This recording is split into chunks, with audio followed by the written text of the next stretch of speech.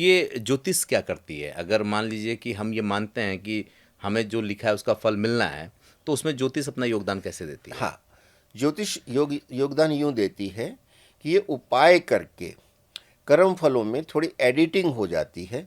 क्योंकि अगर आपने जैसे मछली के लिए दाने डाल दिए, जी, आपने एक पुण्य का कार्य किया। जी, इतने जीवों को जल के अंदर आपने एक वस्तु दी खाने के लिए, तो अच्छे कर्म हुए। जी। वो आपके नेगेटिव को मान ली, नेगेटिव आपका 100 यूनिट था, 50 यूनिट इधर काउंटर बैलेंस होंगे, तो आपकी तकलीफ आधी रह गई। बहुत लोग सोच रहे होंगे पाप करते जाओ और टुटकी करते जाओ तो नहीं, पुण्य मिलता जाएगा। ये नहीं, इंटेंशनली आप गलत कर रहे हैं। क्योंकि लाल किताब के फरमान में ये आता है, सदाचार का पालन करें, जी, झूठ ना बोलें, किसी की झूठी गवाही ना दें, किसी से मुफ्त में कुछ ना लें, किसी को धोखा ना दें, निसंतान की तो संपत्ति भी ना लें। अच्छा, उसमें पता नहीं उसके लिए यूज करता कितनी अलामत आ जाएगी।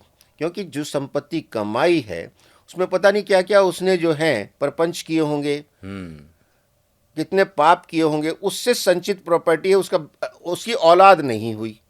अब किसी के नाम करके जाएगा वो, तो किसी के जिसको जो लेगा, सारे उसके पाप कर्म भी उसके साथ अलामत आ गई। लाल किताब ये कहती है कि शायद उसके पाप इस तरह के थे कि बच्चे नहीं हुए या उसकी संतान आगे नहीं बढ़ी। वैदिक ये कहता है कि आपके पिछले जन्म का कोई कर्ज ही नहीं होगा, कोई किराया किसी का मतलब भुगतान ही नहीं करना आपको, इसलिए आपको कोई ऐसे आगे संतान नहीं हुई।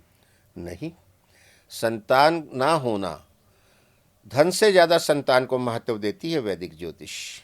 जी, तो ये कहना कि संतान नहीं हुई तो ये अच्छा है, ये तो नहीं मान सकता कोई। अध्यात्म में लोग कहते हैं कि ये लेने देने की दुनिया है, जिसका बकाया है वो आके चुकाएगा, जिसका नहीं बकाया वो नहीं आएगा। अच्छा, बहुत से लोग ये होंगे जो लाल किताब के टोटके करते होंगे, वो ये जानना चाहेंगे कि क्या इसको सूर्योदय के पहले या सूर्योदय के बाद या सूर्यास्त से पहले सूर्यास्त के बाद कब करना चाहिए ये टोटके? देखिए, लाल किताब के जो टोटके हैं वो सनलाइट में ही होने चाहिए, अच्छा, दिन के समय ही होने चाहिए, जी, सूर्योदय और सूर्यास्त के बीच में। जी, अनटिल एंड अनलेस के कुछ टोटके ऐसे होते हैं जो रात को ही होते हैं, जैसे कि आपके सप्तम भाव में सूरज आ गया। जी, अब आपकी मैंने उदाहरण दिया कि तुला राशि तो पहले घर में थी और सूर्य की उच्च राशि मेष 7वें घर में है, तो सूरज वहाँ बैठा है, लेकिन लाल किताब कहती नहीं। अब इसके जो स्थान का महत्व बहुत ज़्यादा है, उसने तो वहाँ मिटा दिए नंबर, एक काल पुरुष की कुंडली बना ली। तो 7वें घर में जब सूरज आया है तो आपके जीवन में और खास करके दाम्पत्य जीवन में वर्षफल में जब आ गया बहुत प्रॉब्लम करेगा। अच्छा, अब उसके लिए लाल किताब क्या कहती कि रात को, अब यहाँ आप नोट करिए, रात को भोजन बनाने के बाद अंतिम रोटी जो आप बनाएं वो आंच पे डायरेक्ट जला दें, यानी अच्छा, तवा हटा दें। जी, कंप्लीट रोटी बनी हुई है, फ्लेम चालू रहेगी, चिमटे से पकड़ के घुमा घुमा के बिल्कुल काला कर दीजिए उसको, और उसको अगले दिन फेंक दीजिए। उसको काला करने के बाद गैस में 3-4 बर्नर होते हैं, जो बर्नर बंद कर दीजिए। उसको उस दिन यूज़ मत करिए, रात को, अगले दिन सुबह साफ करके यूज़ करिए। अच्छा, पहले चूल्हा होता था, लास्ट में करके चूल्हा बुझा दिया जाता था। जी, तो इसमें स्पेसिफिक मेंशन है कि रात को करना है, ये रात का उपाय है। अच्छा। अदरवाइज उपाय दिन में ही किए जाते हैं। एक दिन में कितना उपाय, मान लीजिए कई उपाय करने हैं किसी को, तो एक दिन में कितने उपाय हो मान जाए? लीजिए मैंने आपकी कुंडली देख के वर्षफल की जी, आपको 4 जनरल उपाय बताए कि आप जो है साबुत उड़द नदी में प्रवाहित कर देना, आप मिट्टी के कलश में देसी खांड भर के वीराने में दबा देना, ठीक है। और मैंने आपको बताया कि आप 43 डेज लगातार चांदी का टुकड़ा जल बहते जल में डालें। ये 3 उपाय मैंने आपको दिए। जी, अब ये जो पहले 2 उपाय हैं वो वन टाइम है, ये 43 डेज के हैं। ओके, तो इस 43 डेज के दौरान दूसरा उपाय नहीं करना है। तो पहले आप ये कीजिए कि आप शनिवार के दिन जो है वो प्रवाहित कर दीजिए साबुत उड़द, ठीक है, हो गया वो उपाय। आपको कलश दबाना है, वो संडे को आप दबा आइए, खांड ओके, भर के वीराने में, सुनसान जगह में। जी, ये उपाय आपके हो गए।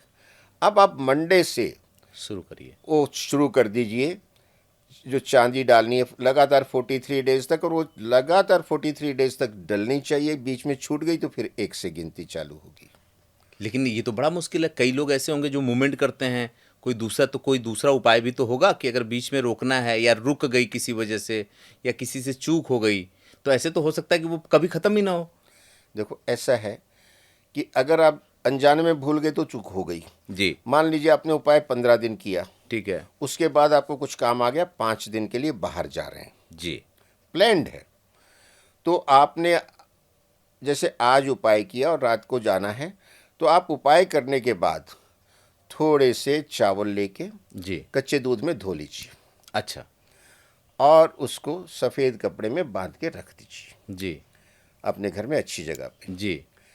5 दिन बाद जब आप आएंगे, उन चावलों को आप पीपल के पेड़ के नीचे डाल दीजिए और उपाय चालू रखिए। आपका 16वां दिन गिन लिया जाएगा, क्योंकि आपने उसमें जो चावल दूध में धो के रख दिए और बांध के रख दिए, वो उसको काउंटिंग को कंटिन्यूटी में लाता है। लाल किताब में ये भी बताया हुआ है। ये एक तरह का टोटका ही है। ये टोटका है, क्योंकि फिर नहीं तो आपको बीच में बार बार जाना पड़े, हर बार टूट जाएगा तो कभी पूरा ही नहीं होगा।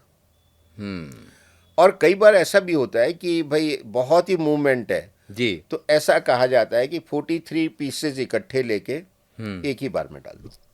अच्छा। पर वो उतनी इफेक्टिवनेस नहीं Effective देगा नहीं जितनी कि एक दिन वाला 43 मतलब डेज। भगवान भी समझेगा जल्दी जल्दी में निपटाना चाहता है। जल्दी में निपटाना चाहता तो इसको इतना थोड़ा सा देके ठीक करो। बिल्कुल, जब आप में 43 डेज का पेशेंस नहीं है हाँ। तो फिर पूरा डिस्काउंट जो देना चाहते हैं वो नहीं मिलेगा। अच्छा, लगभग कितने साल हो गए होंगे आपको इस लाल किताब और वैदिक ज्योतिष दोनों के ये उसमें?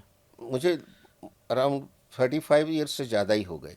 मैं दोनों, और ये वैदिक में तो मुझे अब मैं कहूँ कि 50 साल हो गए, और लाल किताब में लगभग 35, यूँ समझिए। बहुत मतलब बहुत लंबा बचपन टाइम। से एक पैशन था, एक इंटरेस्ट, हॉबी क्रिएट हो गई थी। I was addicted to astrology. तो आप प्रोफेशनली अगर आपसे कोई मिलना चाहे, इसको देखने के बाद बहुत से लोग संपर्क करना चाहेंगे, जैसा कि हर पॉडकास्ट के बाद होता है। मेरे अराउंड 25 कंट्रीज से लोग मुझे संपर्क करते हैं ऑलरेडी।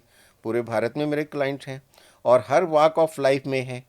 आपके फिल्म इंडस्ट्री से हैं, जुडिशियरी से हैं, मेडिकल साइंसेज से हैं। डॉक्टर कई बार मुझे को कंसल्ट करते हैं, हम तो डॉक्टरों को करते ही रहते हैं। आम नागरिक हैं, ब्यूरोक्रेट्स हैं, पॉलिटिशियंस हैं, तो मेरे तो, और इवन क्रॉस द कम्युनिटी है। यही नहीं कि मेरे जो हैं हिंदू लोग ही मेरे से कनेक्टेड हैं, मेरे से अदर रिलीजन्स के भी कनेक्टेड हैं। यूरोप में कुछ यूरोपियन भी कनेक्टेड हैं। अच्छा, ये जो अदर रिलीजन्स के लोग होते हैं, वो वैदिक को मानते हैं, लाल किताब को मानते हैं? ना वो वैदिक को मानते हैं ना लाल किताब को मानते हैं। अरे फिर क्या मानते हैं वो? मानते हैं अपनी समस्याएं आ गई, उससे छुटकारा पाना चाहते हैं, तो उनको जो उपाय दिए जाते हैं, जैसे आपको बताया, इसमें धर्म तो कहीं इन्वॉल्व ही नहीं हुआ। हाँ, आपने टोटके में तो नहीं है। नदी में डाला है, हाँ। आपने ज़मीन में गाड़ा है, ठीक है, आपने जो भी रोटी जला दी है, इसमें धर्म कहाँ है? लेकिन आजकल जो माहौल बन गया है उसमें हर चीज़ को, जैसे नदी को भी हिंदू धर्म से जोड़ के देख लिया गया, पीपल के पेड़ को, बेल के पेड़ को। अच्छा है, फिर तो सारी दुनिया में जो नदियां हैं वो गंगा स्वरूप नहीं है, यमुना स्वरूप नहीं है। तो ये कभी आपके सामने सवाल नहीं आता? नहीं है, नदी तो नदी है, वो तो सबको जल देती है। ये थोड़ी पूछती मेरे से, जब गंगा मैया से जल लेते, भाई तू हिंदू या मुसलमान है, क्रिश्चियन है, क्या है, सिख है, कभी पूछा माँ ने? कभी नहीं पूछा। माँ के तो सभी बच्चे हैं, हम ही फर्क करते हैं, बच्चे लड़ रहे हैं आपस में, माँ तो सबकी एक ही है, अच्छा, जगत जननी। एक मजेदार बात, अभी जितने लोगों का आपने नाम लिया, ब्यूरोक्रेट, डॉक्टर, नेता और बिजनेसमैन, इसमें से कुछ ऐसे लोग हैं जो पब्लिक फोरम पे एस्ट्रोलॉजी को नहीं, मतलब ये नकारते हैं कि अरे नहीं कुछ नहीं होता और मेडिकल साइंस बहुत आगे है, या ब्यूरोक्रेट्स के लोग कहते हैं कि अरे नहीं कर्म बहुत होता है, लेकिन बंद कमरे में सबसे ज़्यादा कुंडली यही दिखवाते हैं। आपने उनकी नब्ज पकड़ ली है। मिश्रा जी, इसकी तो मैं, आपके अनुभव है बहुत ज़बरदस्त है। जब ऐसे लोग आपके पास आते हैं तो क्या कहते हैं कि किसी को बताइएगा मत, देख लीजिए? नहीं, मैं अपने जो क्लाइंट्स हैं उसका नाम कभी डिस्क्लोज करता ही नहीं हूँ। नहीं, वो तो मतलब बिल्कुल और फैक्ट मेरे है। को कभी वो ऐसा कहते भी नहीं कि मैं विश्वास नहीं करता हूँ, कुछ नहीं। जो आते हैं विश्वास के साथ आते हैं, और मैं किसी को बताता, मैंने, हाँ आते हैं सब लोग, लेकिन नाम डिस्क्लोज कभी नहीं करता हूँ मैं। तो वो ये प्राइवेसी है। जो बहुत बड़े लोग जब आपके पास आते हैं तो वो कभी इनसिक्योरिटी के साथ नहीं आते कि अरे कैसे कहीं ऐसा नहीं? कोई भी उनको इनसिक्योरिटी नहीं है। मेरे मतलब से घंटों मेरे साथ बैठ के बातें करते हैं पूरा और विश्वास कर, लालायित रहते हैं कि और बातें करें। नहीं बात करके तो मुझे भी बहुत मजा आ रहा है। ये क्वेश्चन इस तरह से आ रहे हैं जो बातचीत से ही निकल के आ रहे हैं। अच्छा एक बात बताइए मुझे कि जब आपके पास लोग आते हैं वो वैदिक पे ज़्यादा जोर देते हैं या लाल किताब पे?